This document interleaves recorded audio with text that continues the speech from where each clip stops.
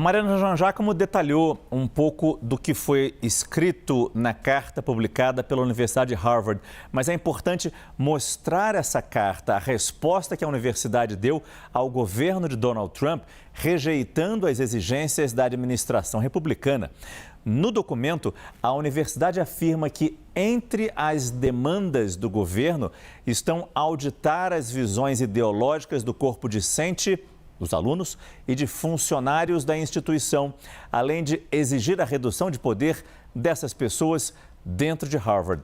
Na carta, a universidade diz ainda que não vai renunciar à sua independência, aos direitos constitucionais.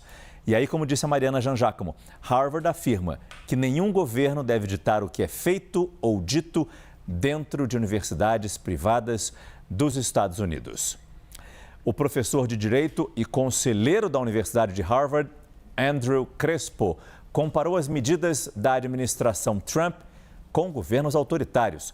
Vamos ver o trecho da entrevista que ele deu à CNN Internacional.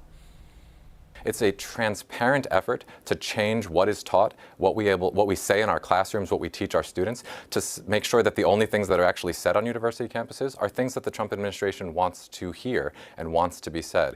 This is a move that happens in countries across the world when there are efforts to try to make an authoritarian play in government. Institutions that are essential to civil society, like the press, like the courts, like the legal profession, and universities are the first to come under attack. And that's what we've been seeing over the first few weeks of this administration, with that attack on universities coming full and hard now. And this is the moment when it's so essential for those universities to take a stand. And if there's any university in the world that has the resources to do that and the moral leadership to do that, it's Harvard. And I'm proud to call myself a member of this faculty today. Lorival Santana, nosso analista de internacional, já está aqui no estúdio para trazer para a gente o significado dessa disputa entre o governo Trump e as principais universidades americanas. Não são quaisquer universidades, são as principais, mais poderosas e prestigiosas universidades dos Estados Unidos. A gente já viu o governo Trump retirando livros de bibliotecas públicas, impedindo manifestações dentro dos campi das universidades. Agora, tirando dinheiro das universidades, e Harvard talvez seja a primeira a se impor e dizer não. Como é que a gente vê esse cenário todo e quando termina essa história, Lorival? Eu acrescentaria entre essas medidas que você elencou também funcionários do ICE, né, a agência de imigração, percorrendo os alojamentos dos campi, procurando imigrantes. Então há um clima de muito receio, de muita ansiedade nos campi das universidades. As universidades de Yale e de Stanford, que também são muito prestigiadas, já estão apoiando explicitamente Harvard. Então começa a surgir um movimento que até constrange um pouco a Universidade de Columbia, né, que cedeu às exigências do governo Trump, que vão muito, muito além da questão do antissemitismo. Já não é mais isso, isso foi só o pretexto, né? O que eles estão querendo é interferir no sistema de contratação de professores e de funcionários, impedir que haja cotas raciais, impedir que haja esse sistema de inclusão, né, e de igualdade de oportunidades para minorias de gênero e assim por diante. Diversidade, equidade e inclusão.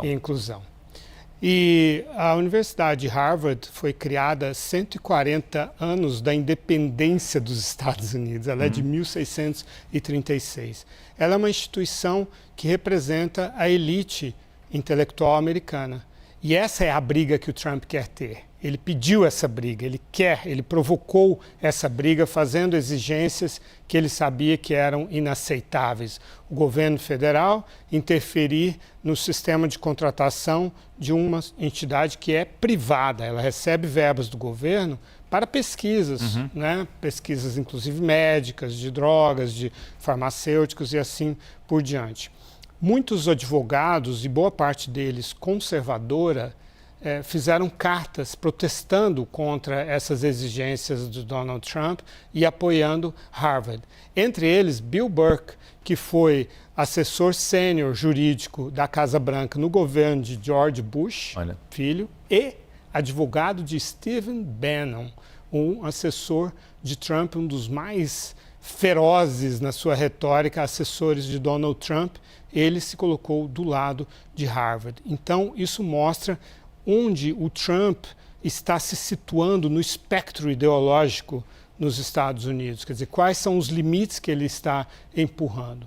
Republicanos, pessoas mais conservadoras, já se queixaram várias vezes dessas universidades da chamada Ivy League, que são essas universidades da elite americana, por serem, na visão deles, excessivamente liberais.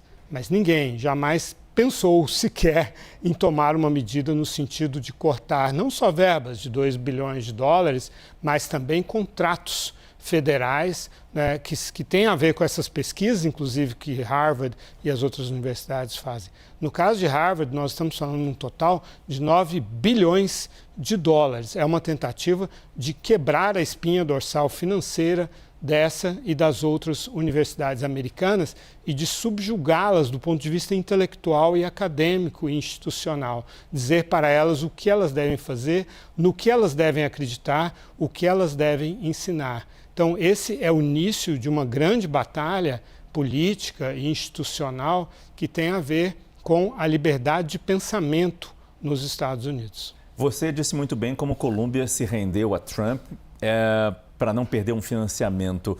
Mas hoje uma nova carta foi escrita, um novo posicionamento da universidade foi feito meio que em contraponto, meio que de apoio a Harvard. Não citando Harvard, mas meio que de apoio, Sim. seguindo na mesma linha. Você acha que esse posicionamento corajoso da Universidade de Harvard pode inspirar outras universidades que sofrem a mesma pressão? Porque Colômbia foi onde teve o maior acampamento de protestos contra Israel no contexto da campanha militar israelense contra a faixa de Gaza, e as exigências naquele momento foram muito centradas na questão do antissemitismo.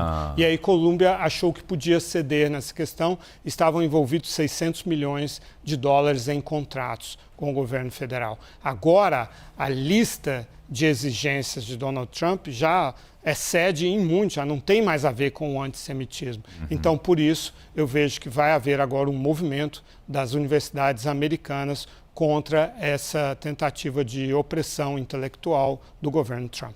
E só mais um ponto também, sem contar os americanos que passaram por essas universidades, pessoas normalmente influentes. Não é fácil passar, não é fácil pagar uma universidade dessa. Até que ponto eles também podem meio que se voltar contra o governo ou até mesmo apoiar as universidades, que sabemos que isso acontece por lá?